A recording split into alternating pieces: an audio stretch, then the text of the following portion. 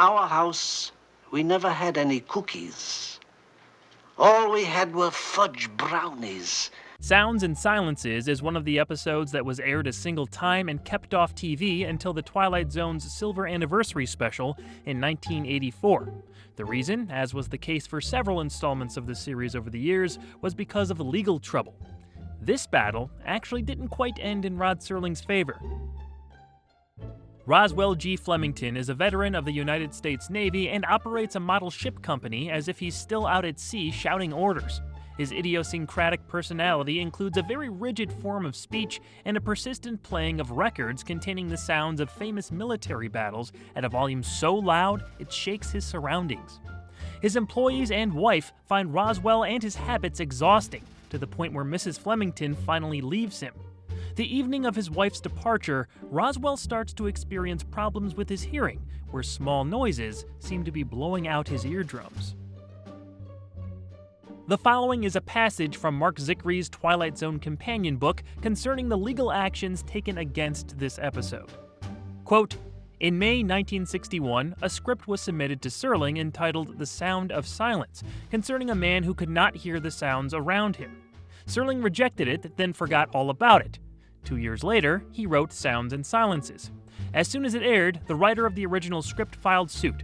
Because of the similarities of title and plot, the writer was paid $3,500 and the matter was settled. Unfortunately, because the suit was in litigation when Twilight Zone was put into syndication, Sounds and Silences was not included. The episode was aired only once and then put away in the CBS vaults." Unquote. This was one of the rare times, perhaps the only time, someone in this kind of circumstance was paid out by the show. I'm sure Rod was telling the truth when he said he forgot about the idea and it had no direct influence on his story, but as is public knowledge relating to Ray Bradbury's issues with the wordsmith, Serling was writing so much material that he may have inadvertently been inspired by the content he was ingesting, so it's possible that's what happened here. Personally, though, I find it unlikely. This episode was a weird one, not in the traditional Twilight Zone sense, but in its main idea and visual execution of an auditory experience. I think director Richard Donner and his crew did a great job shooting this and made smart decisions in how to portray these occurrences.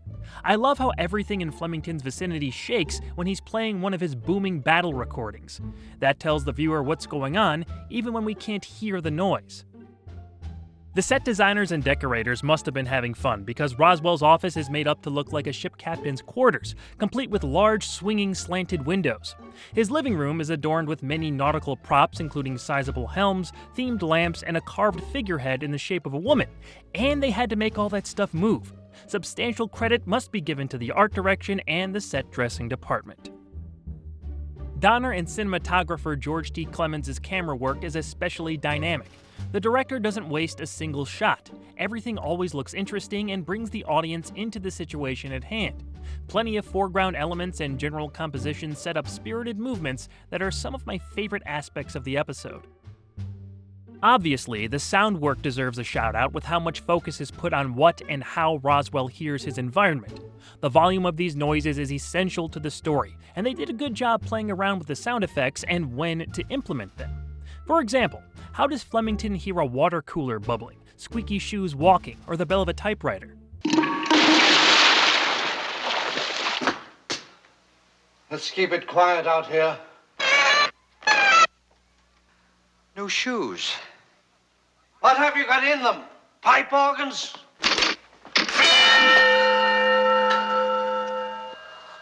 Or even when a doctor starts trimming his fingernails.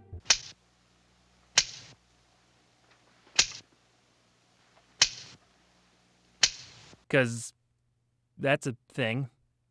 John MacGyver's reactions are, quite frankly, hysterical. He doesn't give a career-defining performance or anything, but this guy is supremely entertaining in his facial expressions and how he delivers Serling's loquacious dialogue. And that, madam, was an act of utter abomination and the most callous vandalism. May I remind you that those were the actual sounds of the battleship Missouri bombarding Okinawa. When I would come home from school, she would make me walk tiptoe and whisper, whisper, whisper, whisper. There are few people walking this earth as sane as I am. He's just amusing to watch bumble around. The double-edged sword of Rod's writing didn't work as well with Penny Singleton as Flemington's wife. I respond, Mr. Roswell G. Flemington, with the following nautical phrase, which I have now taken to heart and will proceed to implement. It sounds like she's struggling to get through it. I got a bit of that sense with Michael Fox as the psychiatrist, too. Beyond that, Mr. Flemington, there is very definitely some suggestion here that you were very resentful of your mother. And my guess, at least for the moment, would be that this particular feeling extended itself to your wife, who provided you with a similar mother image. Overall, the acting isn't exactly stellar in Sounds and Silences. That's not one of its greater strengths. But it's not like some of these folks never showed up in the zone before. John MacGyver and Michael Fox both have other TZ credits in their filmography. Fox even appeared in the 80s Twilight Zone. Whoa, this is heavy. Sure, I guess Back to the Future can count as an extended 80s Twilight Zone episode. I presume you are being humorous, sir. Roswell sees a medical doctor and psychiatrist about his problem, which leads to Flemington accepting that the issue is imaginary, caused by his mother's need for silence when he was a child and a similar notion projecting onto his wife. Mrs. Flemington stops by their home to pick up some forgotten jewelry, where Roswell tells her of his newfound willpower to block out any sound he doesn't wish to hear. He uses this technique on his wife, and her complaints fade to a whisper. Once alone, he decides to celebrate by playing one of his roaring records. Actual sounds of Japanese destroyer exploding in Leyte Bay, complete with boiler hissings, fantail cracking, and smokestack exploding. The record blasts at full volume, but Flemington can't hear it. In fact, he can barely hear anything. In frustration, he smashes glass bottles and knocks over items in his living room, screaming outside for any loud noise. Rod's ending narration says that Roswell was sent to a sanitarium, where he continued to plead with the medical staff to make any kind of sound. I'm going to recommend this episode. I am absolutely and completely thunderstruck. Yeah, me too. I don't have fond memories of watching this when I saw it for the first time, but on the rewatch, I saw its merits in what they're trying to accomplish from behind the camera, and honestly, John MacGyver is hilarious. I am a man of such incredible will that I can do anything I want to do. Probably not intentionally, but hilarious nonetheless. It's not a great episode, but there are attributes unique enough to give it a view, at least for a laugh.